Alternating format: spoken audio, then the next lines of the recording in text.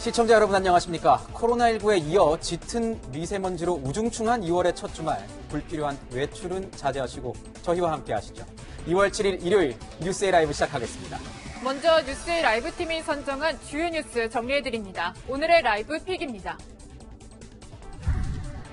코로나19 신규 확진자가 372명 발생했습니다. 방역당국은 최근 코로나19 환자 수가 감소하는 비수도권에 한해 영업시간 제한을 밤 10시까지로 완화했습니다. 다음 주 설 연휴 이후엔 백신 접종이 본격적으로 시작됩니다. 김명수 대법원장의 거짓 해명 논란이 전국을 뜨겁게 달구고 있습니다. 여권은 정쟁을 중단하라며 진화에 나서고 있지만 야권은 김 대법원장을 정권 지킴이라 지칭하며 사퇴 압박 수위를 높이고 있습니다. 이르면 내일 검찰 인사가 단행될 것으로 보입니다. 검찰 내부에서조차 정권 눈치 보기 수사를 한다는 비판에 직면한 이성윤 서울중앙지검장의 유임 여부에 관심이 쏠립니다. 일각에선 추미애 전 장관 때처럼 윤석열 검찰총장 패싱 인사가 이루어질 것이라는 관측도 나옵니다. 4.7 재보선을 앞둔 여야 정치권이 본선보다 치열한 경선 신경전을 벌이고 있습니다. 원팀 경선을 약속했던 더불어민주당 후보들은 갈수록 색깔 차를 드러내며 경쟁에 들어갔고 본경선 진출 후보를 결정한 국민의힘은 서로의 공약을 두고 설전에 나서며 기싸움이 한창입니다.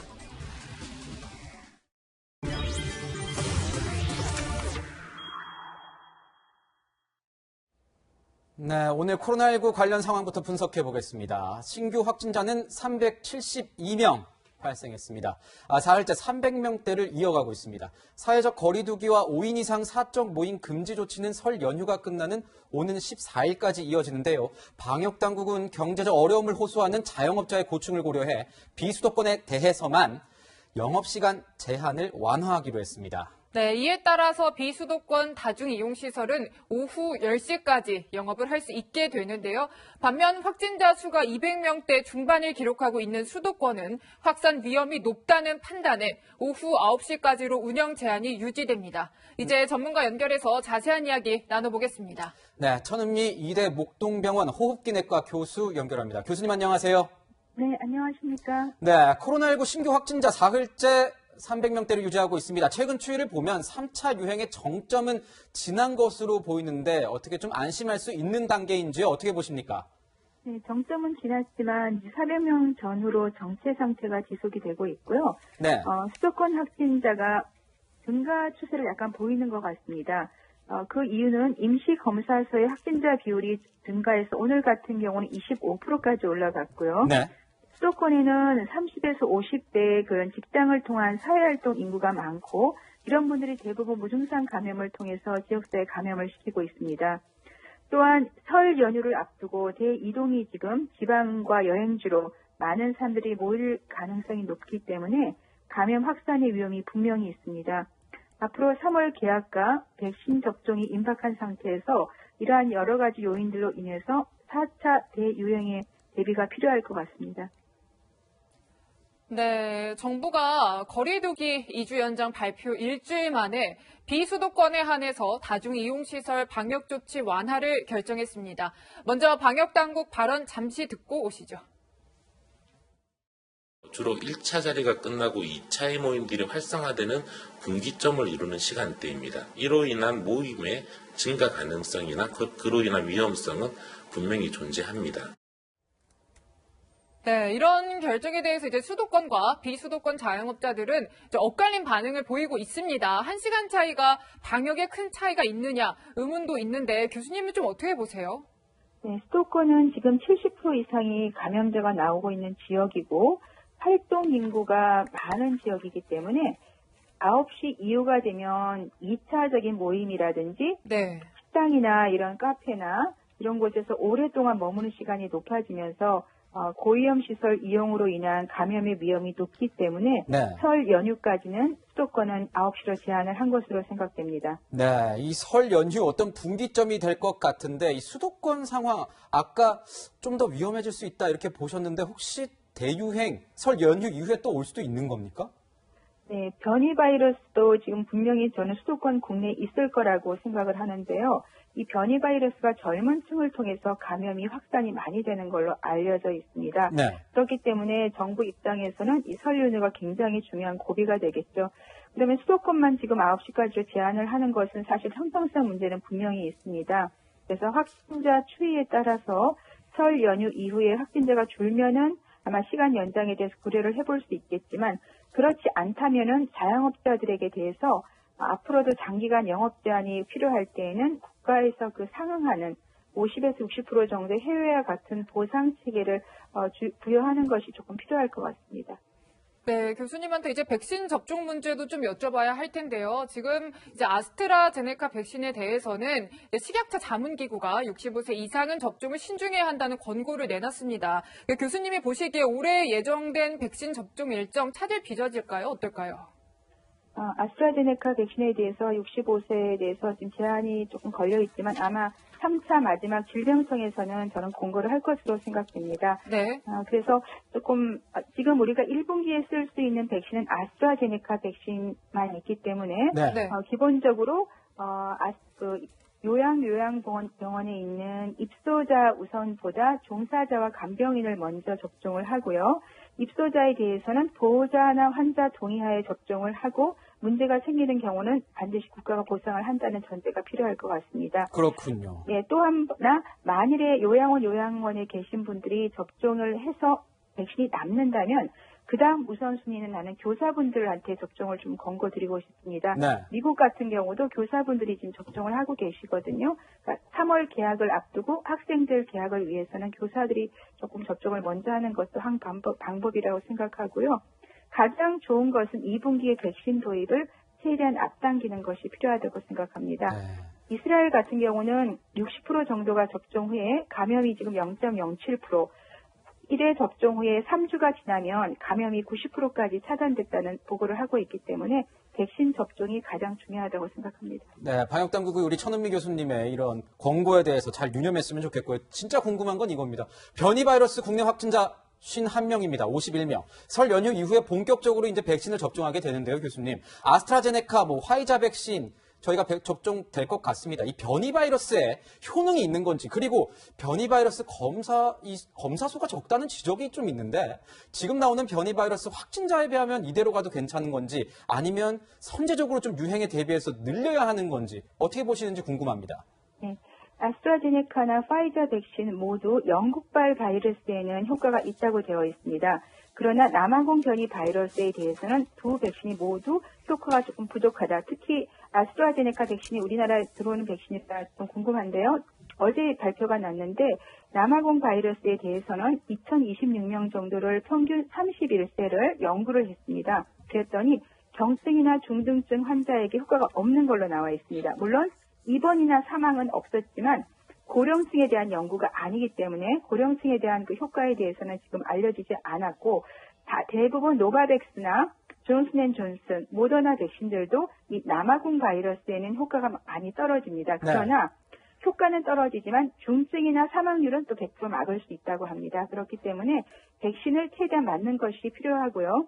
말씀하신 그 검사 건수는 지금 좀 적지만 정부에서는 앞으로 더 선제적으로 검사를 많이 하겠다고 얘기를 하셨고 수도권에서 이 변이 바이러스가 확산이 되는 걸 보기 위해서는 저는 좀 더 철저하게 또 횟수를 늘려서 검사를 하는 것도 필요하다고 생각합니다. 네, 지금까지 천은미 교수였습니다. 감사합니다, 교수님. 감사합니다. 네, 다음은 법관 탄핵 사태에 대해서 알아보겠습니다.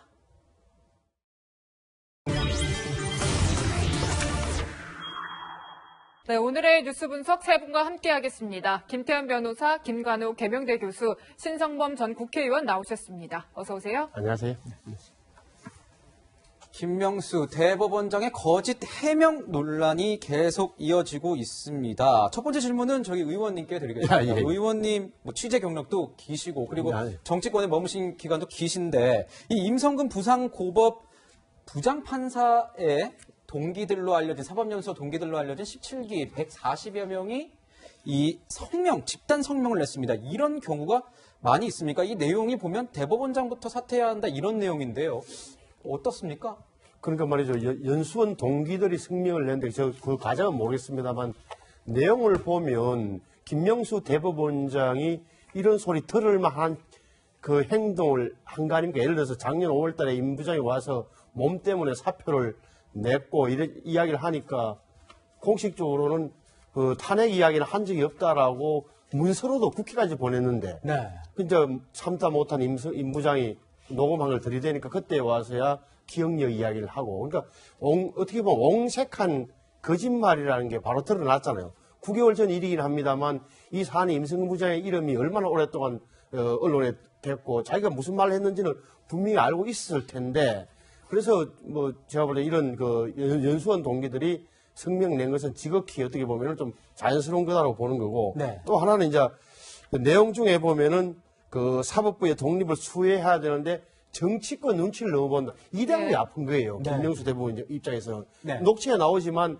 지금 저렇게 정치권에서 다시 말해 여당에서 저렇게 당신 탄핵하겠다고 설치는데 사표 받으면 내가 무슨 비판을 어떻게 받겠느냐. 물론 사법부라고 바꿔도 될 겁니다. 하지만 그때 당당했다면 적어도 처음 말이 나왔을 때 내가 이러저러한 이유로 사법부 전체를 지키기 위해서 임성근 부장의 사표를 받아들일 수 없는 처지였다고 한마디 했으면은 만사가 정리될 것을 거짓말한 게 드러나니까 아주 옹색하게 된 거죠. 네, 사법연수원 17기 140여 명, 전현직 다 모두 끼어 있습니다. 모두 다 뭐 현직에 있는 건 아닐 겁니다. 그래서 그 논란 계속 이어지고 있는 거죠. 그렇죠. 네, 지금 뭐 법조계에서의 어떤 비판들은 계속해서 이어지고 있는데요. 지금 한 온라인 커뮤니티를 보면요, 이런 글들이 좀 올라와 있다고 해요. 그러니까 양승태 전 대법원장과 김명수 대법원장이 다른 게 뭐냐라는 이런 지적도 있고, 또 피고가 녹음 파일을 내도 야단치겠느냐 이런 발언도 있고요. 또 걱정도 나와요. 앞으로도 비슷한 일이 발생하는 거 아니냐 이런 이제 글들이 올라오고 있는데 변호사님 보시기에 좀 법조계 분위기 이번 사건에 대해서 어떻습니까? 변호사님, 이게 보면은 이판사판이라고 현직 그 판사들이 익명으로 하는 게시판, 인터넷 게시판 아니겠습니까? 근데 이제 뭐 법적인 분위기가 다 옹호하거나 다 반대하는 그런 건 아니겠죠. 사람마다 뭐 생각은 다를 수는 있으니까. 김명수 대법원장 좋아하는 사람들이야 우리 CJ가 잘했다고 그럴 거고. 그렇지 않습니까? 김명수 대법원장의 행동이 좀 불만 있는 분들은 이제 문제를 제기할 건데 어쨌든 중요한 건 원래 판사들이 지금 이렇게 물론 뭐 비공개 게시판이긴 하지만 검찰과는 좀 다르게 분위기가 좀 다릅니다. 법원은 좀 더 엄숙한 분위기가 있어서 네. 이런 어떤 중요한 정치적인 이슈가 있을 때 본인의 생각들을 드러내는 거를 사실 좀 꺼려하는 분위기들이 있거든요. 네. 아무리 익명 게시판이라도. 그렇죠. 어쨌든 인사권을 가지고 있는 그들을 표현을 하면 CJ 아니겠습니까? 그런데 그 CJ에 대한 비판적인 얘기들을 이런 익명 게시판에서 판사들이 좀 그래도 몇 명이라도 쏟아낸다는 것 자체가 지금 법원 내부 분위기가 그렇게 대법원장에게 우호적이지 않다라는 거를 저는 단적으로 보여주는 거라고 보고 네. 뭐 예를 들어 탄핵이 옳았느니 그르니 이건 뭐 차치하더라도 뭐 제가 항상 말씀드리면 판사가 재판할 때 기본이 이제 거짓말 잡아내는 거거든요. 네. 원고든 피고든 피고인이든 말하는 거 보고 이 사람 말이 이 사람이 진실을 말하느냐 거짓을 말하느냐 이거 잡아내는 게 제일 처음 판사들의 하는 거예요. 역할이죠. 네. 당연하죠. 그 사실관계부터 파악해야 되니까. 그런데 그런 대법원장이 거짓말을 했다. 이걸 판사들이 어떻게 쳐다볼까라는 거 생각을 하면 김명수 대법원장이 뭐 자진 사퇴할지 임기 치울지는 제가 잘 모르겠습니다만 남은 임기 동안 글쎄요 조직을 장악을 잘 할 수 있을까 심히 걱정은 좀 됩니다. 네, 지금 현직 부장판사들이 게시판에 올린, 법원 내부방에 올린 글도 지금 보고 계시는데요. 자, 김명수 대법원장 인사청문회 당시에는요, 이런 얘기를 했습니다. 들어보시죠. 이념적으로나 정치적으로 편향된 생각을 가져본 적은 전혀 없습니다. 저는 평소 사람을 대할 때 배려와 관용, 경청과 소통의 중요성을 늘 되새기며 이를 실천하려고 노력하였습니다. 저는 법관이 외부의 어떠한 세력이나 영향으로부터도 독립하여 공정하고 정의로운 재판을 함으로써 방패막이 역할을 하는 것이 대법원장으로서 가장 중요한 임무라고 생각합니다. 네, 마지막 말이 있네요. 정의로운 재판을 하면서 방패막이 되겠다. 어떠한 세력으로부터. 아까 심 의원님께서 이제 지적을 하시긴 하셨지만 이 정치권의 눈치를 보는데 급급했던 것 아니냐. 이 성명서에 나온 얘기도 있습니다.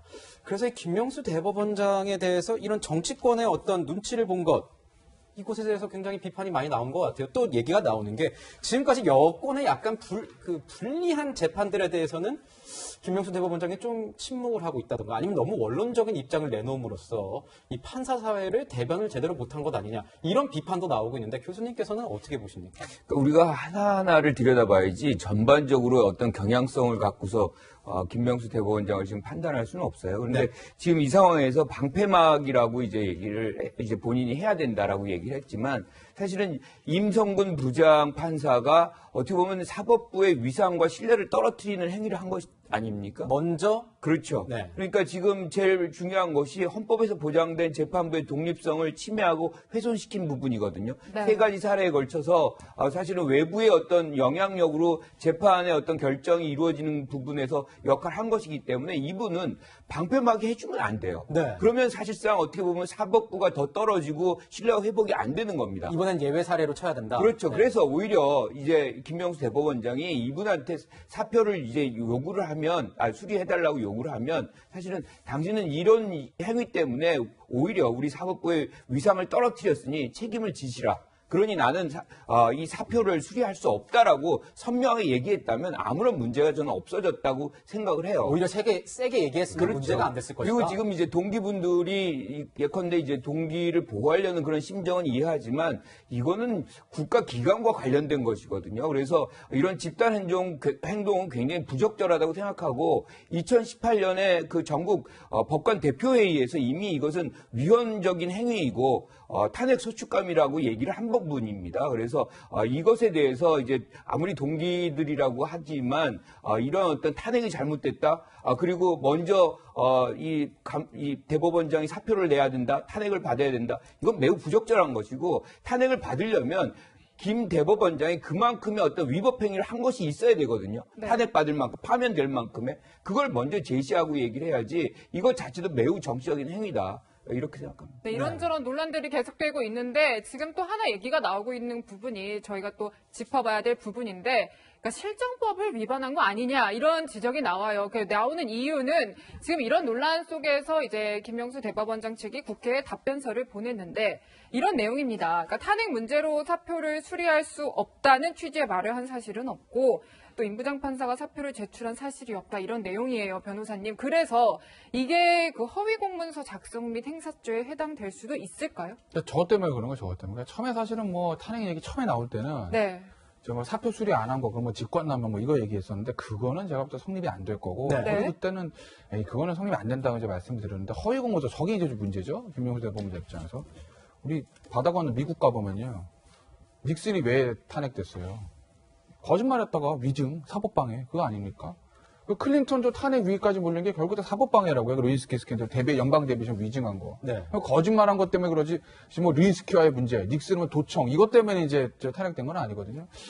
근데 아까도 말씀드렸듯이 판사의 기본이 거짓말 잡아내는 건데 그 치프인 CJ라고 불리는 대법원장이 이제 거짓말론에 휩싸인 거란 말이에요. 근데 이제 이걸 문제는 뭐 국회에 나도 선서하고 뭐 거짓말한 건 아닌데 네. 국회 김도읍 의원의 질의에 대해서 대법원장 명의 공식 답변서를 보냈는데 그 내용이 이제 거짓말로 드러난 거잖아요. 물론 본인은 9개월 전 일이라서 생각이 안 났다, 거짓말한 거 아니다라고 얘기는 하지만 객관적으로 봤을 때 사실과는 다른 얘기를 하는 거 아니겠습니까? 네. 그러면 그 내용이 그렇죠. 이제 허위 공문서가 되는 거죠. 이렇게 되면 글쎄 모르겠습니다. 이건 뭐 검찰이 수사해서 뭐 재판하고 기소하고 뭐 이랬으면 모르겠으나 허위 공문서 작성에 혐의가 있다라고 보면 그러면 탄핵의 요건은 되는 거죠. 왜냐하면 탄핵이라는 게 기본적으로 법률과 헌법 위반이니까 직무와 관련돼서 이것도 직무와 관련해서 허위 공문서 작성했다. 그러면 이제 요건은 되는 거죠. 다만 이런 건 있어요. 탄핵이란 게 법 위반했다가 다 되는 건 아니거든요. 네. 그러니까 예전에 노무현 대통령 같은 경우에도 선거법 위반한 건 인정됐습니다. 다만 선거법은 위반했으나 이걸 가지고 대통령을 자리에서 내려올 만큼 이게 중대해 이거거든요. 네. 아마 이번에 임성근 부장판사 탄핵도 뭐 퇴직하니까 저는 각하될 거라고 보지만 본안 가도 그런 부분을 논의를 할 거예요. 이것도 똑같죠. 김명수 대법원장 허위 공문서 작성한 건 맞는 것 같은데 그렇다고 해서 이게 대법원장 자리에 내려올 만큼 중대한가? 이걸 한번 볼 거기 때문에 탄핵이 결과적으로 저는 될 것이냐? 저는 되지는 않을 거라고 보는 거예요. 저 앞서 리포트에서도 보셨지만 이 지난해 5월과 지난해 12월 사표가 두 번 다 반려가 됐습니다. 이 사이에 김명수 대법원장이 여권과 어떤 교감이 있지 않았겠냐는 의구심이 증폭되고 있는데 의원님께서 보시기엔 어떻습니까? 대법원장이 여권과 이렇게 할 수 있습니까? 교감을 할 수 있는 겁니까? 역대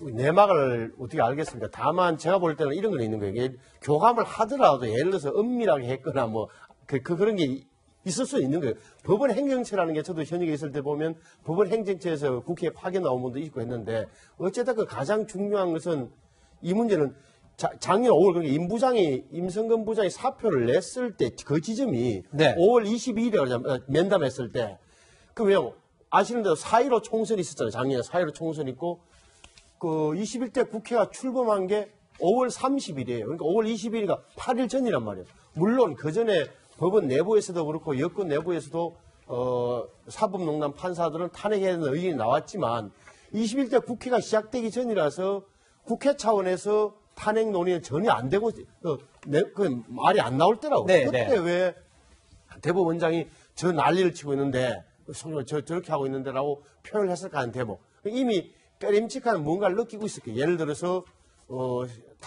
판사 탄핵을 그때 공약으로 내걸었던 이탄희 판사와 이수인 판사가 뭐 당선됐으니까 네. 그랬던 건지 아니면은 정말 일부에서 의심하는 대로 여권에서 뭐 이런 기류를 이미 감지하고 거기에 대해서 정치적으로 자기 파장을 주려고 했던 건지 알 수는 없으나 의심은 충분히 살 수 있더라고요. 네, 이건 워낙 민감한 문제고 아직 팩트가 나오지 그러니까. 않았기 때문에 신 의원님의 개인 의견이라는 점 네네. 다시 한번 짚고 넘어가도록 하겠습니다. 네, 이런 논란 속에서 또 새롭게 드러나서 좀 논란이 또 다시 되고 있는 그런 사실도 또 하나 짚어봐야 될 것 같은데 이제 과거에 김명수 대법원장이 후보자이던 시절에 부탁을 했다라는 거예요. 그러니까 임성근 부장판사에게 부탁을 해서 국회의원들에게 좀 찬성표를 던지게 해달라는 부탁을 해달라고 했다는 건데 변호사님 보시기에 어때요? 이게 직권남용 소지가 좀 있다라는 그런 비판들이 나와서요. 뭐 사실 엄격하게 얘기하면 직권남용 소지가 없다고 볼 수는 없죠. 왜냐하면 법관조직법에 보면 법원 관련된 조직법 법원 조직법에 보면 판사들 정치 관여 하지 말라고 이게 명시적으로 돼 있거든요.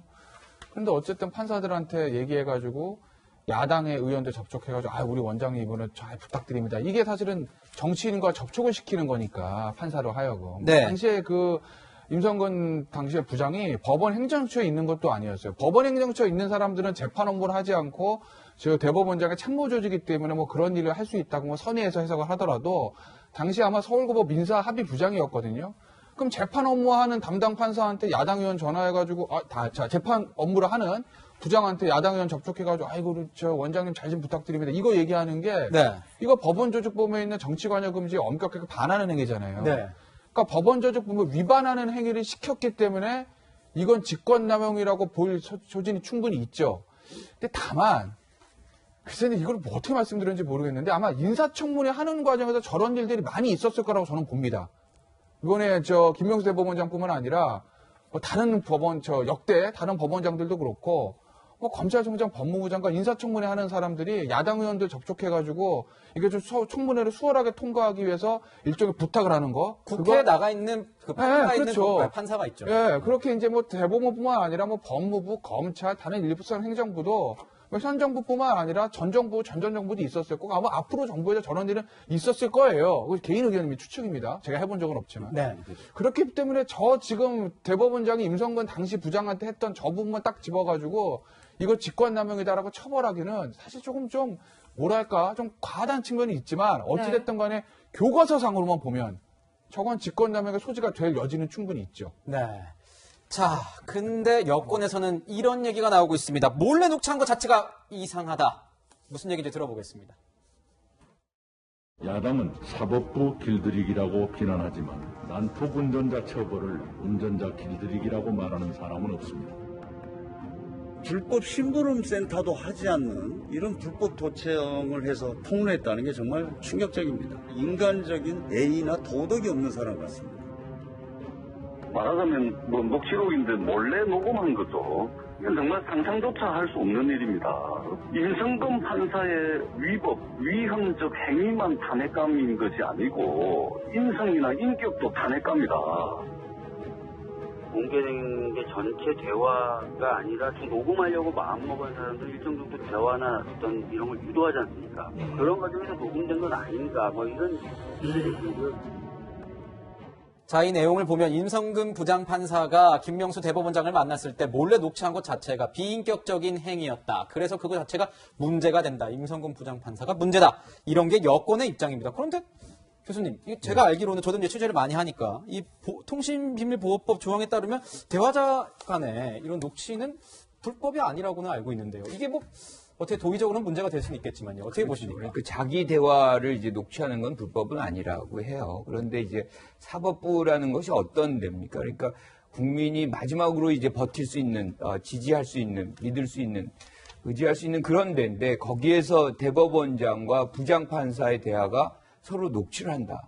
이 정도의 어떤 불신 상태라면 한국의 어떤 신뢰도라는 것이 전반적으로 거의 없다라고 해도 과언이 아닌 것이고 네. 이 두 분은 이 부분에 대해서는 어떠한 말도 사실은 할 수가 없다고 생각해요. 책임을 져야 된다. 한국 사회의 어떤 불신적인 측면을 가장 극명하게 드러낸 이런 부분이고 굉장한 참담함을 느끼게 하는 그런 부분이다라고 생각을 하고 저는 그럼 왜 이 임 부장이 판사가 이걸 녹취를 했느냐. 저는 이분이 파면을 그러니까 우리가 얘기하는 이 탄핵을 받을 것을 예상을 했던 것 같아요. 그러다 보니까 네. 그런 과정 속에서 유리한 어떤 입장을 가져가기 위해서 의도적으로 계획적으로 아마 이 대법원장과의 어떤 대화를 녹취한 것 같은데 어떤 형태로든 저는 부적절하다고 생각을 하고 이런 것들이 우리 사회의 어떤 이 고위 공직자들 사이에서 벌어진다는 것은 보통 국민들에게는 뭐 굉장한 실망감을 줄 수밖에 없다. 반복이 돼서는 안 되겠다 이렇게 생각합니다. 네, 임성근 부장판사가 이렇게 생각했을 것이다라는 거는 그 말에 담긴 것처럼 추측이라는 점 저희가 다시 한번 짚고 넘어가겠는데요. 임성근 부장판사는 아까 화면에서도 보셨지만 왜 녹취를 했는지에 대해서 이렇게 밝히고 있습니다. 만일의 대회에서였다. 이용하거나 협박하려고 한 게 전혀 아니다. 이렇게 얘기를 하고 있다는 점 저희가 반론권 차원에서 전해드리도록 하겠습니다. 네, 지금 이런 상황 속에서 이제 국민의힘은 굉장히 강하게 비판을 하고 있고, 그러니까 자진 사퇴를 요구를 하고는 있지만 사실 그 속내는 좀 복잡한데 보여요. 만약에 정말 탄핵을 추진을 했다가 부결될 가능성도 좀 걱정이 되는 것 같고, 또 새로운 만약에 대법원장이 온다고 해도 그 점도 좀 고민해야 될 점들이 많이 있는 것 같아서 실제로 내부에서는 여론전을 하기는 하지만 탄핵을 정말 추진하지는 않겠다 이렇게 정했다고 하는데요. 정확히 보고 계시겠네요. 이게 지금 김명수 대법원장을 첫째 의석수로도 탄핵이 불가능해요. 두 번째는 실익도 없어요. 다시 말해 김명수 대법원장 탄핵한다 치더라면 말씀하신 대로 다른 대법원장이 와야 되는데 뭐 피하려다 뭐 만나는 객일 텐데 경찰서 만나는 것이 네. 그거는 제가 야당에서도 현명하게 판단하고 있다고 보고 아까 말씀하셨던 임성근 부장이 왜 녹음을 했을까? 저는 녹취를 올 때로 깜짝 놀란 이 대목이 있어요. 그러니까 첫째 하나는 김명수 대법원 이렇게 이야기한다고. 전에도 내가 얘기했던 대로 다시 말하면은 내가 임 부장 입장에서 굳이 보자면 내가 사표를 내더라도 이 안 받아줄 거라는 게 이미 여러 차례 대법원장의 의사가 확인됐던 거예요. 사전에. 그 이번에 가면은 다시 한번 내가 확인해 봐야지라고 해서 녹음 버튼을 눌렀을 가능성이 높고 그 근저에는 인간적인 불신 또 말 바꿀지 몰라. 어찌됐건 이런 건데 제가 보면 그럼에도 불구하고 김 교수 말씀하신 대로 대법원장과 고등법원 부장이 대화를 하는데 한 사람이 녹음 버튼을 누르면서 했다는 것 자체는 분명히 적절하지 않다. 부적절한 행위인 것은 맞다. 또 하나는 1대1 대화를 아시는 대로 위법 불법은 아니고 요새 법원에서도 증거능력이 인정된다는 점만 말씀드리고 싶어요. 부적절한 처신이었다. 둘 다.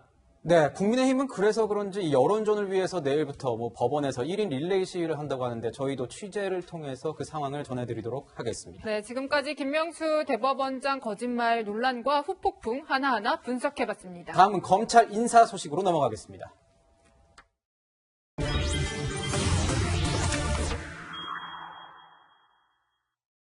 법계 장관이 윤석열 검찰총장과 인사놀이를 위해 두 번째 만남을 가졌습니다. 어떤 얘기를 나눴는지 한번 들어보도록 하겠습니다. 1일 날 취임식하고 2일 날 약속해서 만났죠. 만나셨어요? 공식적으로 만났고요. 인사에 관한 일반적인 원칙, 기준에 대해서 대화를 나눈 거고 앞으로 한 차례 더 만날 예정인데요. 그때는 이제 구체적인 안을 가지고 만나려고는 합니다. 구체적으로 어떤 자리와 또 사람과 관련된 그것은 확정된 게 아직 없고요. 그것은 조금 더 가다듬어야 될 것 같고 지금 현재로서는 역시 이제 검찰 개혁과 인사가 관련이 있습니다. 변호사님, 박 장관이 윤 총장한테 구체적인 인사안에 대해서는 보여주지 않았다 이렇게 알려지고 있습니다. 그래서 박 장관 또 협의는 아니라고 했고 단순히 의견을 듣는 차원에서 마음을 정한 게 아니냐 이런 거에 대한 지적도 나오고 있는데 이렇다면 결국 보여주기식이고 이전처럼 추미애 장관 때처럼 전 장관 때처럼 이 검찰총장은 패싱되는 그런 상황이 또다시 벌어지는 것 아니냐 이런 얘기 나오는데 어떻게 보십니까? 인사 언제죠? 내일인가요? 모레인가요? 이르면 내일이고 네, 그죠. 모레도 될 수 있고요. 네, 뭐 이게 인사 나와봐야 하는 건데 지금 돌아가는 분위기로 보면 뭐 그럴 가능성 배제할 수 없죠. 왜냐하면 지금 보면 가장 중요한 게 이성윤 중앙지검장입니다. 네. 뭐 이성윤 중앙지검장이 뭐 정부와 친하다, 뭐 안 친하다, 뭐 이걸 떠나서 이성윤 중앙지검장 있는 동안 중앙지검에서 수사 뭐 한 거 보면 뭐 제대로 된 게 없어요. 단정적으로 말씀드리긴 그렇지만 뭐 지금 중요한 사건, 우리가 언론과에서 관심을 가진 중요한 사건들에서 좋은 수사 결과가 나온 게 거의 없거든요. 그래서 아마 윤석열, 그리고 더군다나 지금 일선 수사팀하고 이견으로 부딪히는 것도 굉장히 많고, 그래서 이제 윤석열 총장이 이성윤 중앙지검장 빼달라고 했던 게 다른 이유가 아니라 저랑 사이가 안 좋으면 이게 아니라 어차피 윤석열 총장은 몇 개월에 다 나갈 사람인데 이거 일선 수사검사들하고 워낙 지금 권위가 상실됐으니 이거 지휘가 안 된다. 조직 장악이 안 된다. 그러니까 교체. 이걸 이제 부탁한 건데 이성윤 중앙지검장으로 그냥 간다라고 이제 박범계 장관이 얘기했다고 보도가 되지 않습니까? 네. 그걸 보면 가장 중요한 이성윤 중앙지검장 자리에 이제 윤석열 총장의 의견이 이제 받아들이지 않은 걸 보면 아마 뭐 협의라는 모양새는 갖췄으나 물론 협의한다고 해서 협의 대상자 말을 다 들어줘야 된다는 건 아닙니다. 어쨌든 인사의 뜻은 청와대와 박범계 장관의 뜻대로 그대로 갈 가능성이 지금은 저는 90% 이상이라고 봐요. 돌아가는 저 모양새를 보면. 네, 말씀하신 가운데 중앙지검 수사가 제대로 돌아가는 개인 의견이라고 없었다고 할때 개인 말씀드렸잖아요. 의견이시고 네. 또 이성윤 지검장의 어떤 의미가 그 의견이 있을 수 있기 때문에 저희가 담을 수 있으면 담겠는데 아직 들은 게 없기 때문에 저희가 그걸 짚고 넘어가겠습니다. 네, 변호사님이 또 말씀을 해주셨지만 사실 분위기가 그렇다고 해요. 이성윤 지검장에 대해서는 좀 유임이 될 가능성이 높다라고 하는데 사실 김학의 전 차관 출근과 관련해서 교수님 직권남용 논란이 있었지 않습니까? 그렇죠. 뭐 거기에서 그 번호를 기입해 주는 것을 빼달라 네. 뭐 그런 얘기가 있었는데 그거는 뭐 실질적으로 이제 검찰에서의 어떤 인사의 과정 속에서 이제 재청권자인 장관이 고민을 해야 되는 그런 부분인데 제 생각에는 이성윤 총장이 일종의 이제 윤석열 총장의 대척점에 있는 인물로 지금 부상이 돼 있기 때문에 네. 이성윤 지검장의 어떤 인사를 지금 윤석열 총장이 요구가 했다 그래서 곧바로 받아들일 가능성은 좀 매우 낮다고 생각을 해요. 그러니까 네. 윤석열 총장이 일종의 이제 검찰 개혁을 막는 그런 어떤 역할을 하는 검찰 내부에서의 어떤 버팀목 역할을 해가지고 정부의 어떤 대척점에 있다면 반대로 이성윤 이 지검장은 윤석열 총장과의 대척점에 있기 때문에 네. 오히려 더 인사를 하게 되지 못할 가능성이 있는 그런 작용이 벌어지지 않을까 그렇게 생각을 하고요. 일단은 어떤 형태로든 재청권은 이제 장관이 갖고 있는 것이고 네. 협의하는 것이 아니라 의견을 청취하는 것이 검찰청법에 나와 있는 것이거든요. 그러다 보면 이제 그것을 감안해서 재청을 하고 대통령이 인사권을 행사하는 것이기 때문에 이 부분에 관해서 윤석열 총장이 갖는 어떤 영향력 저는 제한적으로 나올 가능성이 높다 이렇게 봅니다. 저 변호사님께 좀 여쭤보고 싶은 게 있습니다. 윤 총장 같은 경우에는 뭐 이성윤 지검장이 유임이 된다고 해도 윤 총장 검사 동일체라는 게 있지 않습니까? 네. 모든 검사를 지휘할 수 있는 것 아닙니까? 검찰총장이면. 그럼 이성윤 지검장이 있어도 검찰총장이 알아서 이거 이렇게 처리해라 할 수 있는 거 아닙니까? 그러면은 뭐 수사에 크게 무리가 있을지도 궁금하고 또 우선 그걸 한번 여쭤보죠. 말 안 듣잖아요. 말 안 듣는데. 아니, 그러니까 받아들이지 않잖아요. 예를 네네. 들면 언론 보도 나온 거 보시면. 그러니까 네. 제가 아까도 뭐 말씀하신 대로 중앙지검에는 그냥 저희가 모르는 짜잘짜잘한 사건들이랑 처리되겠죠. 근데 정치부와 사회부에서 관심을 가지고 언론에 보도된 중요한 사건을 저는 위주로 말씀드리는 거예요. 그렇지 않습니까? 그러고 보면은 지금 윤석열 총장을 기소해라. 근데 기소 안 하고 있다. 그런 사건도 보도가 되지 않습니까? 네. 더군다나 중요한 사건들에서 추 장관이 수사지휘권 행사해가지고 총장 지휘권 배제했고 그렇잖아요. 그렇기 때문에 지금 총장의 말이 지금 이성윤 지검장이 거부하는 상황들이 지금 벌어지고 있는 것들이 이제 언론에서 보도가 되지 않습니까? 심심치 않게 중요한 사건들에 대해서. 그러니까 제가 그런 말씀을 드리는 거죠. 네, 지금 뭐 이성윤 지검장의 인사에 대해서 관심이 굉장히 높은데요. 공수처 수사 1호 대상이 되지 않을까 이런 전망들이 굉장히 많이 나와요. 어떻게 보세요, 의원님? 공수처에 대해서는 일단은 지금 이제 검사와 수사관들을 뽑는 과정이 좀 지켜보자는 말씀을 드리고 네. 네. 생각보다 처장이나 차장에 대해서는 바깥의 평은 합리적인 분들이라고 평이 돼 있더라고요. 저는 그걸 네. 기대하는 거고. 근데 앞에 말씀드린 이 인사 부분은 뭐 언론에서도 관심이 있겠습니다만 말씀이 지금 김 변호사 말이 정확히 맞는 거예요. 다시 말하면은 결정은 장관이 하는 거예요. 제가 보니까 어제 RN가 둘이 만났을 때 사진이 딱 한 장 나오는데 보니까 윤 총장은 봉투에 뭐 하나 들고 갔어요. 봉투에 뭐가 든지 모르지만 나름대로 대화를 하려고 준비를 해갔는데 네. 박 장관 책상 위에는 딱 종이 한 장 있고 네. 메모지 한 장 있더라고요. 네. 제 말씀은 다시 말하면 협의는 총장의 이야기는 들겠지만 결정은 제가 합니다라고 방침이 정해져 있는 거예요. 제가 보는 그래서 그 사진 한 장에 담겨져 있는 의미가 당연히 있다고 저는 네. 보는 거죠. 제가 느낌이 또 오는 거고 또 하나는 제가 볼 때는 어디서 그러면은 절충이 될 수 있겠느냐. 이번에 윤 총장은 대검 지휘라인, 다시 말해 대검 부장단, 검사장은 참모들은 총장님이 말씀하신 대로 하겠습니다. 적어도 그런데 이런 일선 검사장이나 중요한 지휘에는 장관인 제가 청와대 협의해서 하겠다는 분명한 메시지를 던졌고 윤 총장도 크게 제가 볼 때는 거기에 대해서 다른 소리 할 수 없는 분위기 같이 느껴져요. 저희 변호사님 좀 궁금한 게 있어요. 이성윤 지검장 뭐 유임 가능성이 높아지면서 그 논란이 계속되고 있는데 윤석열 검찰총장이 저번 인사에서도 본인의 뭐 손발이 다 잘렸다라는 그런 그 헤드라인이 기사들을 다 장식할 정도로 인사 제 맘대로 못했던 건 맞습니다. 의사가 전달이 안 된 건 맞고요. 근데 이번에도 만약에 이성윤 지검장 그냥 유임된다고 해서 윤석열 검찰총장이 그냥 소위 뭐 당하고만 있겠느냐 이런 얘기도 많이 있거든요. 계속 밀어붙이지 않겠냐 세게 이런 얘기 나오는데 오히려 그 운신의 폭이 더 넓어지지 않겠냐 이런 얘기도 있습니다. 어떤 식으로 운신의 폭을 대여와 더 많이 어떤 접점 더 싸우게 되면서 더 몸집이 불려지는 거 아니냐 이런 얘기도 있는 거죠. 뭐 근데 이제 이런 거예요. 그러니까 그 얘기는 윤석열 총장을 이제 정치인으로 각인을 하면 사실은 윤석열 총장이 연말에 지난 연말부터 인기가 확 정치적으로 좀 위상이 높아졌던 건 추 장관과의 갈등 국면에 증폭되면서 이제 그렇게 된 거거든요.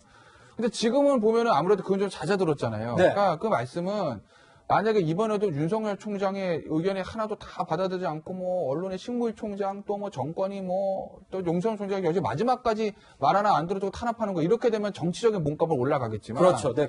총장으로서의 할 일은 점점 좀 줄어드는 건 맞죠. 검사로서의 역할은 아니 그렇잖아요. 우리가 그렇죠. 전쟁할 때도 장군이 혼자 나가서 무슨 총도 쏘고 대포도 쏘고 다 할 수 있는 건 아니겠습니까? 지휘지. 지휘하고 내 말을 듣는 병사들이 있어야 되는데 밑에 부대들이 지금 와야 되는 상황에서 장군이 육군 참모총장 혼자 있다고 전쟁 못 치르잖아요. 그렇기 때문에 어차피 임기는 얼마 안 남았기 때문에 이제 총장이 사실은 검찰총장으로서 수사 지휘나 본연의 역할이나 본연의 그것들은 조금 좀 줄어들 수밖에 없죠. 인사가 이번에도 윤석열 총장의 뜻이 하나도 이제 받아들이지 않으면 다만 김윤수 앵커가 아마 지적하신 그런 부분인 것 같은데 정치적인 위상은 올라갈 수도 있죠. 역으로.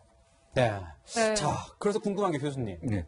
지금 검찰 시즌2 그 추미애 법무부 장관과 있었던 검찰 법무부 대전 이게 시즌2로 이어질 가능성 있습니까? 저는 박범계 장관이 잘 관리를 하고 있다고 생각해요. 가장 사실 추미애 전 장관이 문제가 됐던 것은 절차적인 과정을 막 뛰어넘고 사실 의견을 들어야 되는데 듣지 않고 뭐 이런 것들이 불필요한 어떤 논란을 많이 불러일으킨 적이 있었거든요. 반면에 이제 박범계 장관 같은 경우는 제3의 장소에서 윤석열 총장에게 의견을 이제 청취를 하고 네. 그걸 바탕으로 해서 본인 중심의 이제 인사를 하겠다는 그런 취지이기 때문에 그런 어떤 리스크 관리를 어느 정도 한다고 본다면 추윤 갈등과 같은 그러한 상황이 재현되지는 않을 것이다. 저는 이렇게 추측합니다. 네, 이번 인사에서 좀 더 주목해서 봐야 할 것이 하나 더 말씀을 좀 드리자면은, 그러니까 월성 원전 경제성 평가 조작 의혹 사건을 수사 중인 대전지검 관련해서예요. 그러니까 대전지검장 이두봉 대전지검장의 인사가 어떻게 될런지도 좀 궁금하고요, 변호사님. 네. 또 내일 백운규 전 장관 구속영장 심사 진행되지 않습니까? 어떤 결과가 나올지에 따라서 이 수사의 속도가 어떻게 또 될지도 관심인데 어떻게 보세요? 이두봉 지검장 교체 후보다 더 중요한 거는 백운규 장관 신병 확보예요. 그게 왜 중요하냐면 네. 그래서 뭐 그걸 고려하고 어제 이제 영장을 친 건지 모르겠으나 영장 실질심사가 내일이라면서요. 네. 빠르면 내일 밤 또는 뭐 늦으면 내일 모레 새벽에 이제 신병 구속이 된다. 가정이에요. 구속한다고 치면 검찰에서 구속되면 구속기간 20일이거든요. 그러면 2월 말 안에는 구속하면 구속 기소를 해야 되는 거예요. 신병 이제 수사 기소를 해야 되는 거예요. 만약에 백운규 전 장관의 신병을 확보하고 혐의를 밝혀서 기소를 했다. 그럼 어떤 일이 벌어질까요? 어떤 일이 벌어질까요? 이 수사는 특수수사관과 관성이 있기 때문에 설사 누가 대전지검장을 가도 이건 못 돌립니다. 계속 쭉 가게 돼 있다. 평검사들을 중심으로 아니, 그렇죠. 계속 가는 거예요. 그러니까 지금은 아마 백운규 전 장관의 지금 영장 피의 사실 보면 예를 들면 그 파일 지시 삭제 이 부분에 대한 건 없어요. 그 얘기는 뭐냐? 이미 그걸로 구속 기소된 구속 기소된 두 사람, 불구속 기소된 한 사람이 진술을 안 하고 있다는 거거든요. 네. 백운규 전 장관 만약 구속되면 얘기 달라질 수도 있습니다. 이건 수사는 탄력이 붙는 거예요. 그렇기 때문에 수사팀 어떻게 하든 이건 그냥 가는 겁니다. 그래서 아마 검찰에서도 야 이거 정기 인사 때 이두봉 대전지검장 교체할 수도 있다. 그러면 교체해서 누가 오더라도 이 수사를 건드리지 못하게 하려면 그 전에 백운규라는 핵심 피의자 신병을 확보 기소해야 된다. 아마 이 공감대가 있었을 거예요. 그래서 아마 설 전에 영장을 친 거라고 보고 그렇기 때문에 인사보다 더 중요한 건 내일 있을 영장실심에서 결과다. 신병 확보가 되느냐. 확보되면 검찰 수사는 그냥 가는 거고 만약에 여기서 꺾이면 그럼 수사는 흐지부지 될 수도 있죠. 이번 주 빅 이벤트는 오히려 검찰 인사보다는 내일 백운규 전 장관에 대한 영장 실질 심사의 결과가 될 것이다. 이렇게 짚어주셨는데. 자, 마지막으로 하나 여쭙고 싶습니다, 의원님. 예. 자, 윤 총장 얘기 저희가 계속 나누고 있습니다. 이 모든 사안이 윤 총장과 지금 관련이 돼 있습니다. 그의 거취. 자, 7월까지니까 5월, 늦으면 5월, 6월쯤에 후임자 나올 것 같습니다. 그렇게 될 경우에, 이 검사로서의 이런 검사로서의 경력은 이제 끝나게 되겠죠. 근데 과연 정말 정치계에 발을 들이지 않을 것인지, 주변에는 정치를 안 하겠다 이렇게 얘기를 하고 다닌다는 얘기 저도 취재를 통해서 좀 듣긴 들었는데 어떻게 보십니까? 이 사안에 따라서 윤석열 총장의 거취. 그게 올해 7월에 임기를 마치게 되면 문재인 대통령이 이야기했던 부분, 그러니까 검찰총장, 다시 말하면 윤석열 검찰총장, 우리 문재인 정부의 검찰총장이라는 규정에 100% 맞게 되는 거죠. 네. 정치적으로 따지면 장점도 있고 단점도 있을 텐데 우선 단점이라 하면 야권에서 그렇게 기대했던 그 부분에 다른 결과가 나올 수 있다. 다시 말하면 야당이 아니라 야당 후보가 아니라 만약 여권 후보가 될 가능성이 좀 남아 있는 거 아니냐. 본인의 의사와는 무관하게 네. 바깥에서 볼 때 역시 문재인 정부의 검찰총장이 맞았구나라는 부분. 오히려 여권 후보가 될 수 네, 있다. 저는 그 시각이 본인의 의사와는 상관없이 바깥에서 보는 시각이 그렇게 될 수 있다는 부분을 하나 말씀드리고 또 하나는 당장 정치할 생각이 있는지는 모르겠으나 7월 달에 나온 다음에 정치하기에는 기간이 너무 짧잖아요. 예를 들어서 9월, 10월이면은 두 당, 여당, 야당 모두 대권 후보 레이스를 해야 돼요. 네. 내년 3월인데 적어도 11월 당은 당규가 있습니다. 그러면은 적어도 9월, 10월은 이미 시작되는데 다른 사람들은 뛰고 있는데 7월 달에 옷 벗고 나온 사람이 전직 검찰총장이 새를 모아서 정치권에 들어온다? 저는 쉽지 않다고 봐요. 그래서 저는 지금 뭐라고 하는지 모르겠으나 윤석열 속 뜻은 모르겠으나 또 하나는 마음에 끔찍한 부분이 윤 총장이 제가 속으로 들어가 본다면 내가 잘못하면은 지금까지 대통령 선거 나오려고 작년 한 해, 2020년 한 해를 저렇게 했다는 말의 소리도 듣기 싫은 부분도 있을 테고 아마 고민이 많을 것 같아요. 네, 지금까지 이제 윤 총장 행보까지 전망해봤고요. 내일 있을 백 전 장관에 대한 영장 실질 심사 결과는 주목해서 봐야겠습니다.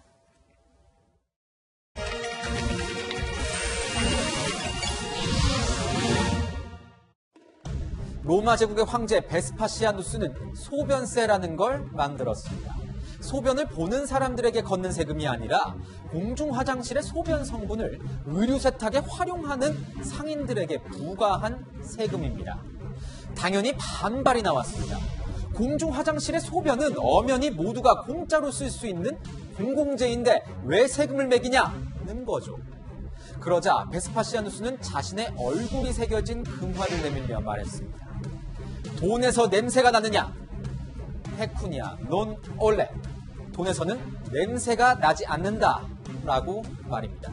이 돈에는 어떠한 차별이 없는 것처럼 세금도 차별 없이 매겨야 한다 이런 뜻입니다. 요새 말로는 소득이 있는 곳에 세금이 있다로 해석할 수 있습니다. 오늘은 세금 이야기를 해볼까 합니다. 세금은 국가를 유지하고 국민 생활의 발전을 위해 국민들이 소득 일부분을 국가에 납부하는 돈입니다. 연말정산 시즌입니다. 받은 돈도 적은데 세금까지 왜 이렇게 떼가냐? 이런 불만도 적지 않습니다. 그래도 건실한 이 나라의 일꾼들은 가족과 이웃, 우리의 미래를 위해 기꺼이 세금을 내놓습니다. 최근 4차 재난지원금 논란이 한창이죠. 우리가 낸 세금으로 메워야 하는데 전 국민 가리지 않고 줘도 되는지 안 되는지 찬반이 팽팽합니다. 재정당국이 재정 건전성을 보는 시각에 대해서도 저는 좀 존중을 해줬으면 하는 말씀을 드립니다. 나라에 돈이 없다니 그러면 더욱 아껴 쓰고 그나마 있는 돈도 신중히 써야 하는 게 상식인데 일부 공무원들은 다른 세계에서 왔나 봅니다. 서울시에서요. 직원들 연말 선물이라며 세금으로 스타벅스 상품권 수백만 원어치를 사서 나눠 가진 사실이 드러났습니다. 서울시는 여론의 문매에 코로나 사태에 대응하느라 직원들이 고생했는데 연말 송년회를 할 수 없어 상품권을 줬다고 해명했습니다. 규정 위반은 아니라는 거죠. 본인들 돈 쓰는 규정은 참 잘 지킵니다. 그런데 소상공인 살리겠다고 지역 상품권 사자고 홍보하던 그분들은 맞으신지요? 지금 영업시간 1시간 늘리네 만에로 동네 식당, 커피집 사장님들은 생존의 기로에 섰는데 프랜차이즈 커피가 그렇게 드시고 싶으셨습니까? 기계막 같은 거 해놨거든요. 근데 그런 것도 다 해놓고 막 이랬는데 스타벅스 같은데 그런 대기업 살리는 거잖아요. 전혀 소상공인하고는 아무 상관이 없잖아요. 한쪽에서는 세금 잔치, 한쪽에서는 돈이 없다고 호소하는 상황. K방영이 아니라 K동상이몽인가요? 받아야 할 돈 받지 말란 게 아닙니다. 적어도 국민의 세금을 받고 일하는 국민의 공복이라면 시의 적절하게 국민의 눈높이에 맞게 세금을 써달라는 겁니다. 없는 형편에도 짜내고 짜내는 피 같은 세금이라 혈세라는 말이 있을 정도입니다. 그대들의 커피는 무슨 색입니까? 빨간 국민의 피가 어른거리진 않습니까? 지금까지 화나요 뉴스였습니다.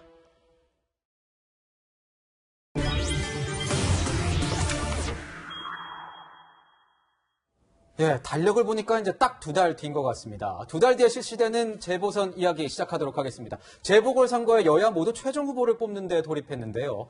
특히 민주당은 후보들마다 친노 친문 인사 영입전이 뜨겁습니다. 네, 당내 경선을 넘어서 새 분리기에 나선 겁니다. 어떤 인사들이 캠프에 합류했는지 이현수 기자의 리포트 보시고 관련 분석 이어가겠습니다.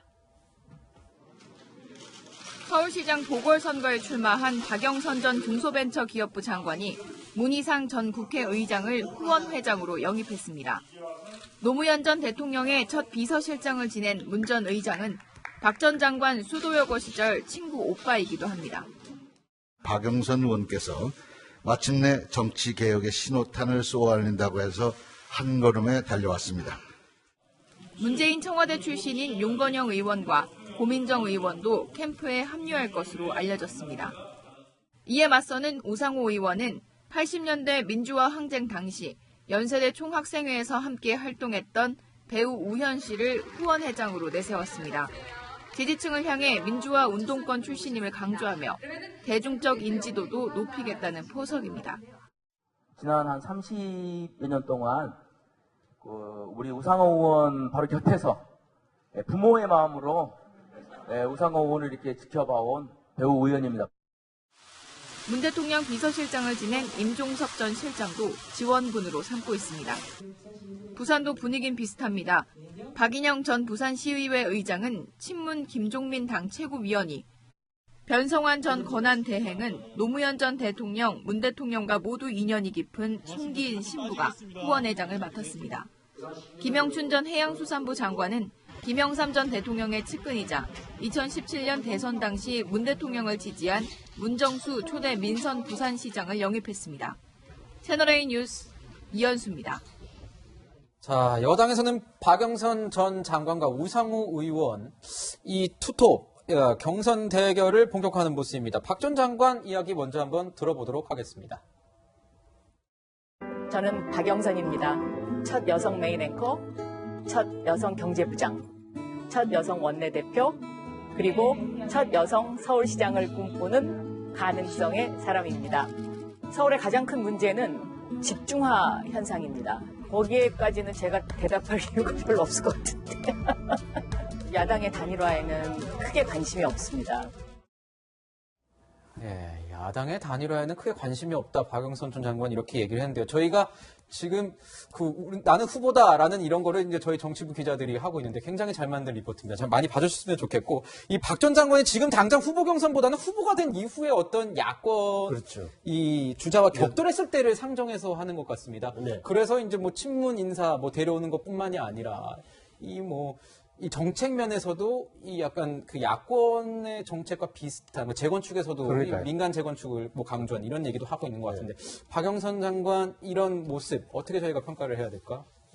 저는 느낌은 뭐 한마디로 이야기하면 좀 앞서가는 사람의 여유 같은 게 느끼더라고요. 이게 여유. 예, 금태섭 전 의원조차 보듬어야 된다. 우리가 이게 넓은 당이다라고 하는 거고 좀 뒤쳐졌다고 생각하는 우상호 의원 입장에서는 도대체 야권 연대에 들어간 사람까지 우리가 왜 하느냐, 도대체 우리 당이 뭐냐 이렇게 이제 당연히 여야 모두 여당 안에서는 저 문제가 있는 거고 야당 안에서는 또한 보수 논쟁이랄까 중도와 보수 본류 논쟁이 좀 불붙고 있는 것. 예, 양쪽 다 자기 색깔을 좀 분명히 해가는 과정이다. 이게 뭐 선거의 묘미 아니겠습니까? 어떻게 보면은 유권자들 입장에서는 저런 당내 경쟁, 그러니까 민주당 안에서의 저 우상호, 박영선 경쟁, 또 국민의힘 안에서의 네 분의 후보들 경쟁을 보면서 차이점을 좀 느끼고 네. 저 사람들 가운데 누가 되는 게 좀 더 낫겠다는 판단 근거를 갖게 되니까 언론에서도 많이 보도해주고 좋은 거죠, 제가 볼 때는. 네. 저런 논쟁 계속돼야 되죠. 아 그렇군요. 네. 네, 경쟁이 뜨거운 가운데 이어서 이제 우상호 의원의 목소리도 준비했습니다. 들어보시죠.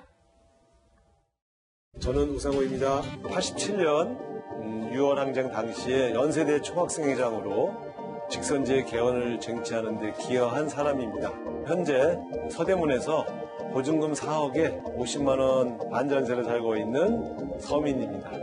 현재 선거를 앞두고 상대 진영의 후보까지 품자는 것은 저는 사실 잘 이해가 되지 않습니다.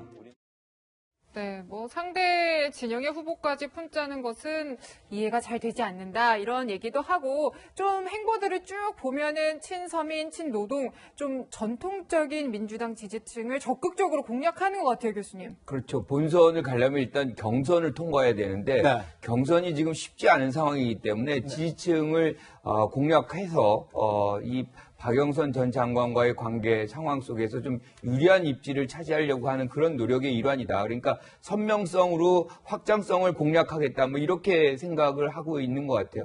문제는 이제 그런 어떤 이 전략에 대해서 지지자들이 어떻게 반응하느냐. 그러니까 네. 지지자들은 근데 문제가 본선의 어떤 가능성에 더 무게를 두거든요. 네. 그러니까 본선에서 누가 이길 것이냐를 경선에서 선택하는 경우가 굉장히 많습니다. 네. 그렇게 본다 그러면 지금 우상호 의원의 저 전략이 조금 효과가 있을까 하는데 약간은 회의적인 시각이 있습니다. 그렇군요.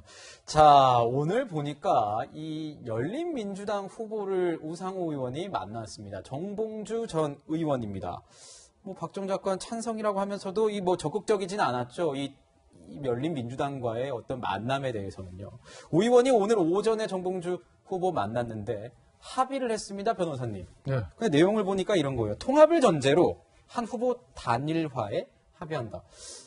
근데 이게 의원이 할 수 있는 이런 합의인가요? 저는 그것도 좀 궁금합니다. 물론 뭐 당 지도부에서 하는 건데 후보들끼리 일단 통합을 하고 그 의지가 있다는 것이죠. 의지가 있다는 것이고 그리고 이제 사실은 뭐 당 대표는 아니지만 어쨌든 양 당의 어쨌든 후보로 만약에 정봉주 전 의원, 우상호 의원이 선정이 되면 이 서울시장이라는 큰 선거에서 양당의 후보로 선출된 사람들이 이 선거 이후에 통합을 하겠다고 선언하는 거나 상징적 의미들이 있거든요. 네. 그렇기 때문에 아마 그런 것들을 지금 노리는 것 같고 어차피 선거의 가장 중요한 건 구도입니다. 앞서 박영선 후보 같은 경우는 야권 단일화에 관심이 없다고 말씀을 하셨지만 속마음은 실제로 관심 없을 수는 없잖아요. 실제로 본선에 가게 되면. 3자 구도로 치느냐 양자 구도로 치느냐는 엄청난 차이인데. 네. 근데 지금 보면 야당은 누가 될지 모르겠지만 야권 단일화가 될 확률이 전 높다고 봅니다. 네. 어제 뭐 김종인 위원장도 될 거라고 이제 어떤 모 방송 출연에서 그렇게 네. 얘기한 것 같고.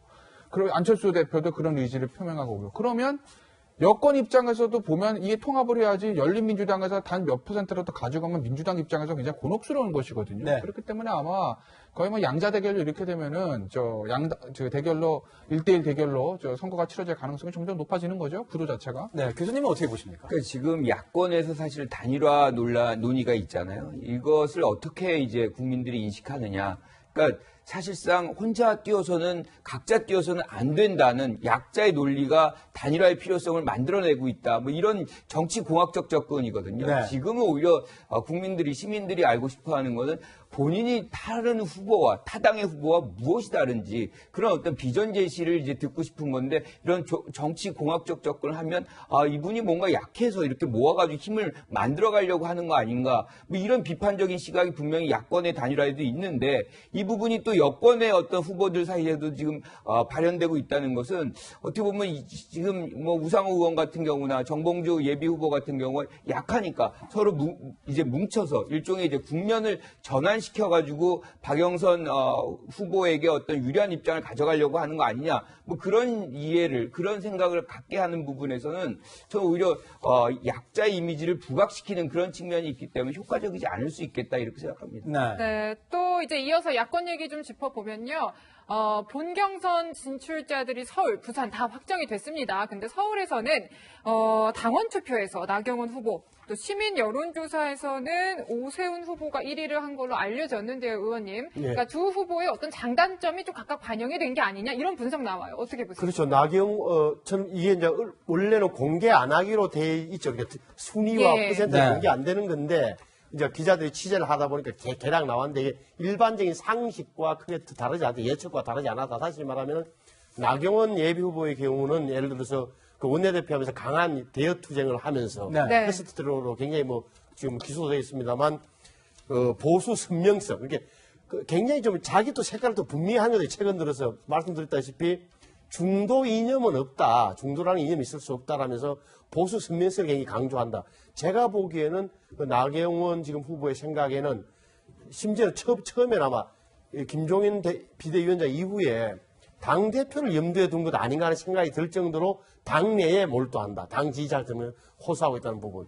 또 오세훈 전 시장의 경우에는, 예비후보의 경우에는 아시는 대로 2년 전에, 네. 2년 전 이맘때 왜 황교안 전 총리하고 당대표 경선에 붙었을 때 국민의 일반 국민 여론조사에 많이 나왔다고요. 그게 왜냐하면 중도 확장성이나 유연함, 합리적, 그리고 잘생긴 외모 이런 게 먹힌 거거든요. 그러니까 제가 볼 때 그 두 사람의 특징이 잘 드러났다고 보고 또 하나는 조은희 구청장. 아시는 대로 뭐 유일하게 어떤 야당 수석 부청장으로서 업무 능력은 탁월한 평을 받고 있고 또 하나 오신환 의원 또 71년생 가장 젊은 후보. 그래서 네 명이 제가 볼 때는 그나마 시민들이 보기에 잘 짜여진 진용이다 이렇게 보여져요.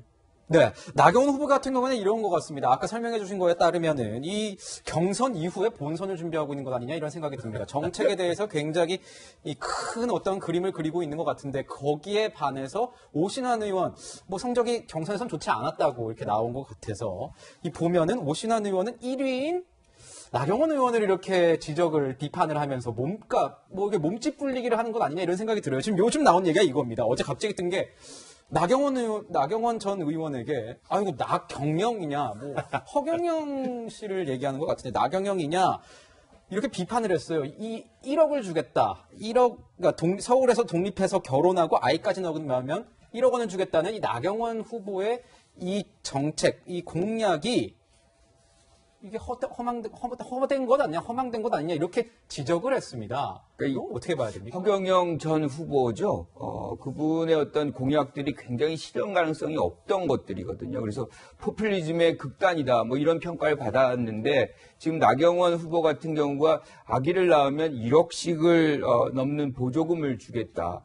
이 재원이 지금 제시되면서 이 얘기를 하고 있는 건지.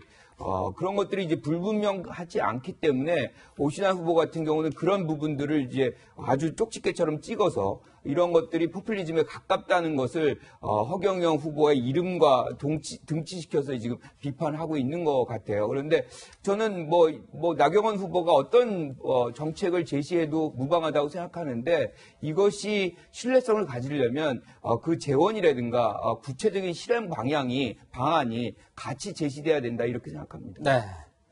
네, 지금 또 오세훈 후보 관련해서 좀 상황을 좀 보자면요. 다른 후보들과는 다르게 좀 더 유독 이제 문 대통령을 겨냥하는 또 비판하는 발언들을 이어가는 것 같아요. 그러니까 방금 또 최근에 공개된 문 대통령이 전남도청 공무원들과 찍은 사진을 두고도 비판을 좀 했어요. 그러니까 거기에 이제 저 공무원들이 어떤 대통령을 응원하는 문구 같은 거를 들고 서 있었는데, 그러니까 오세훈 후보는 북한 같다, 또 아이돌 팬클럽 같다라는 얘기들을 했습니다. 변호사님.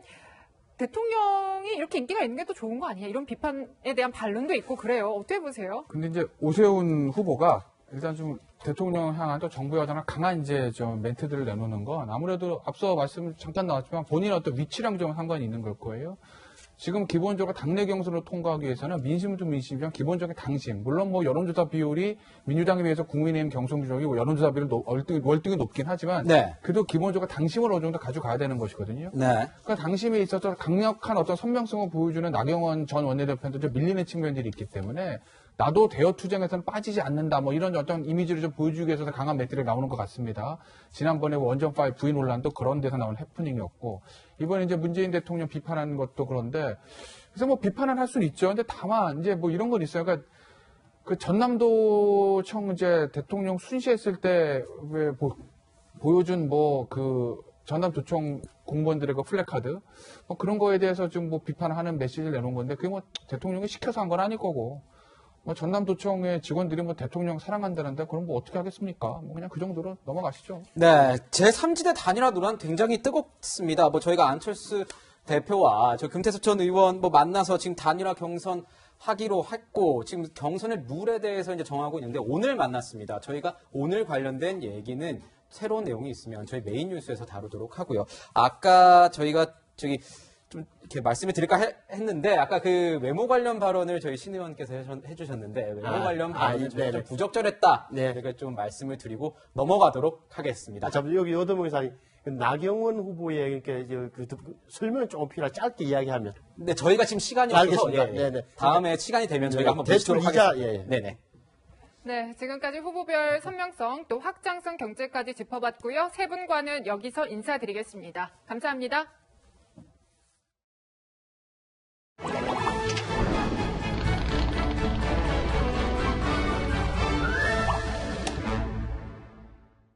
일요일마다 주목할 만한 영화를 소개하는 시간이죠.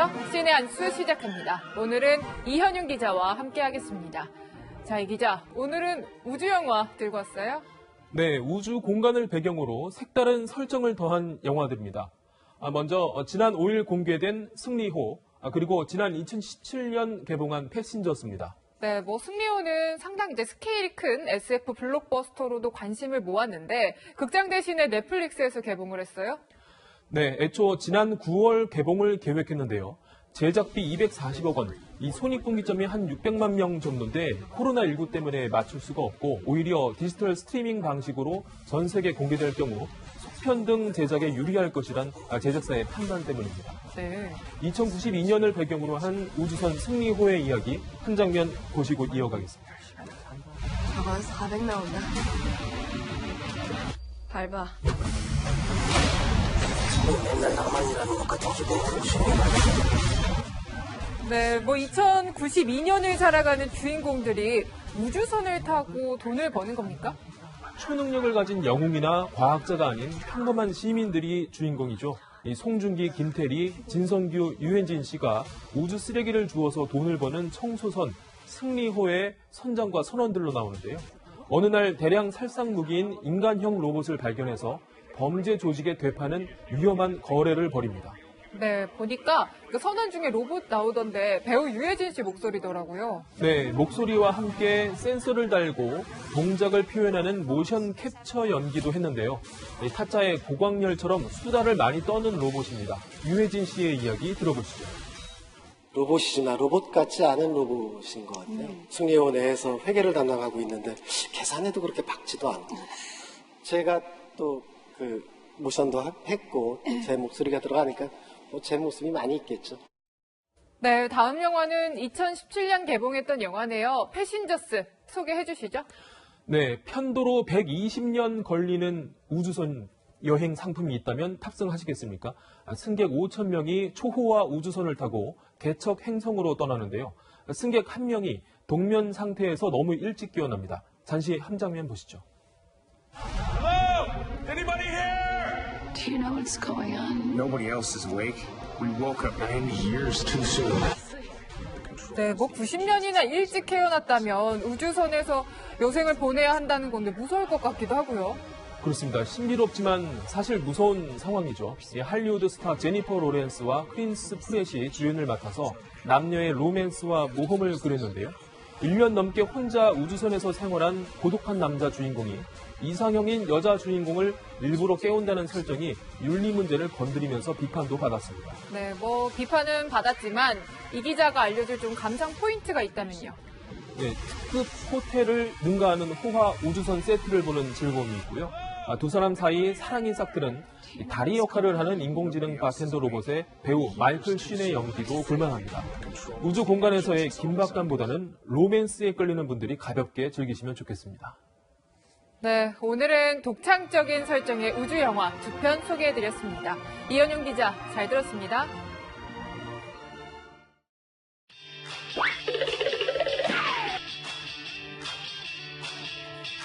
여러분의 일주일을 앞서갑니다. 이번 주 이 뉴스만큼은 꼭 알아야 된다. 저희가 미리 뽑아봤습니다. 주요 뉴스를 미리 보는 시간이죠. 앞으로 뉴스입니다. 28 독립선언 102주년 기념식이 내일 오전 11시 일본 도쿄에서 열립니다. 28 독립선언은 1919년 제1조선 유학생들이 도쿄에서 독립을 선포한 사건으로 3.1운동의 기폭제가 됐습니다. 독립유공자 후손, 유학생 대표 등 100여 명이 참석하는 행사는 온라인으로 실시간 중계됩니다. 모레 국회에선 황희 문화체육관광부 장관 후보자에 대한 인사청문회가 실시됩니다. 공교육을 강조했지만 자녀는 고액의 수업료를 내는 외국인 학교에 다니는 등 각종 의혹이 제기된 상황이어서 황 후보자의 해명은 어떨지 관심이 모아집니다. 함께 지켜보시죠. 네, 여야 모두 부산시장 보궐선거를 앞두고 추진 의지를 밝힌 가덕도 신공항 건설과 관련해 올해 특별법 처리를 위한 공청회가 열립니다. 오는 19일에 다시 전체 회의를 열고 법안을 의결한 뒤 26일로 예정된 본회의에서 최종 처리될 전망인데요. 국민의 세금이 들어가는 만큼 확실한 논의가 필요해 보입니다. 이번 주는 화요일에 일정이 많네요. 지난해 정부의 총세입 또 총 세출 결과가 담긴 재정 수지가 화요일에 발표됩니다. 코로나19 사태에 따른 4차 추경 편성으로 적자가 예상되는데요. 우리나라 국간이 얼마나 남았는지 궁금하네요.